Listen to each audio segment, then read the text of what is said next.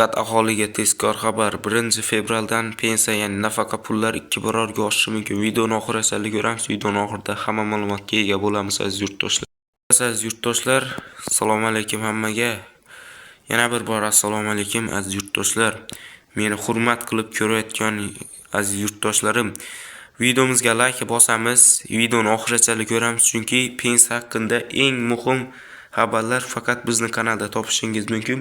Ko'pchilik aytayapti, ya'ni nafaqa puli qachon oshadi, nafaqa puli qachon ko'tariladi, biz ham 2 million, 3 million nafaqa olamiz, ya'ni pensiya puli olamiz deb ko'pchilik kommentariyga yozibdi. Qachon ko'tariladi, qachon pensiya nafaqa pullar oshadi deb. Aziz yurtdoshlar, bu video aynan shu haqida bo'ladi. Videoga darrov like bosib, kanalimizga obuna bo'lmagan aziz yurtdoshlar bo'lsa, kanalimizga obuna bo'lib qo'yamiz, chunki keyingi video bundan ham zo'r videolarni chiqarib boraman aziz yurtdoshlar. Xullas, davay, unda biz boshladik videoni. Xullas, nafaqa puli 1-fevralda, ya'ni 1-fevraldan 2026-yil ko'tariladi deyishyapti. Ya'ni internetda ko'rib qoldim, men ham o'zim aytayotganman, internetdagi ma'lumotni aytayapman.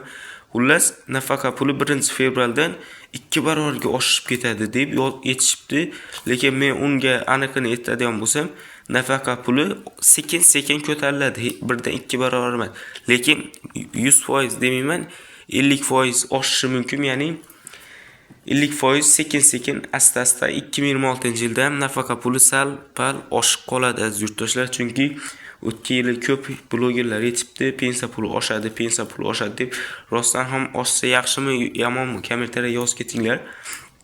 Nafaqa puli 2 barobarga oshadi, ya'ni deb aytishyapti. Yolg'on gapda, gap qisqasi, ishonib qolmash kerak, chunki yolg'onlar oz ko'payib ketdi. Xullas, nafaqa puli sekin-sekin oshadi, ya'ni keyingi yil emas, mana shu 2026-yilda sekin-sekin oshadi. Hammani umidimiz yuqoridagi organlar oshirsa, sizlarga foyda, pensionerlarga foyda, bilasizlar. Undan tashqari ko'pchilik aytibdi, pensiya yoshi o'zgardimi, unaqami, bunaqami deb. Yo'q. Pensiya yoshi hali o'zgargani yo'q. Ayollar 55 yosh, erkaklar 60 yosh bo'lib turibdi pensiya yoshi.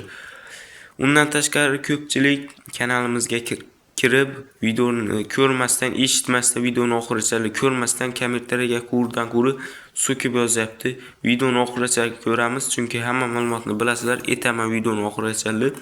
Shuning uchun to'g'ri tushunamiz u narsani. Videoni boshida hamma bloger aytadi, videoni oxirida ko'rsangiz tushunib olasiz deb. To'g'risi, videoni boshidan hamma narsani tushuntirish qiyin.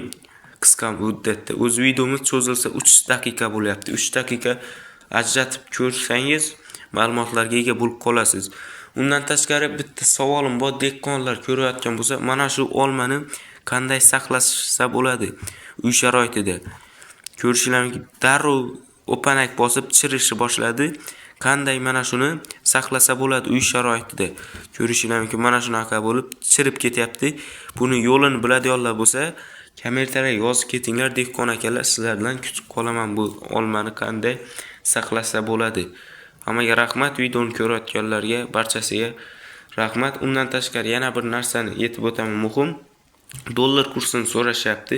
$100 bozordagi narxi 1.205.000 so'mdan 1.215.000 so'mgacha. 1000 rublimiz 1000 rublimiz uzr, yanglish ketdi. 1000 rublimiz 150.000 so'm bo'lyapti ekan bozorda, eshitim bo'yicha. Yolg'on bo'lsa, oldindan uzr so'rayman. Agarda xato kamchilik gapirib qo'ygan bo'lsam, videoga like bosib, kanalimizga obuna bo'lib qo'yamiz. Mana shu olma qanday saqlashsa bo'ladi? Kommentariyaga obязательно dehqon akalar yozib qoldiringlar. Sog' bo'ling, salomat bo'ling. Hammaga rahmat.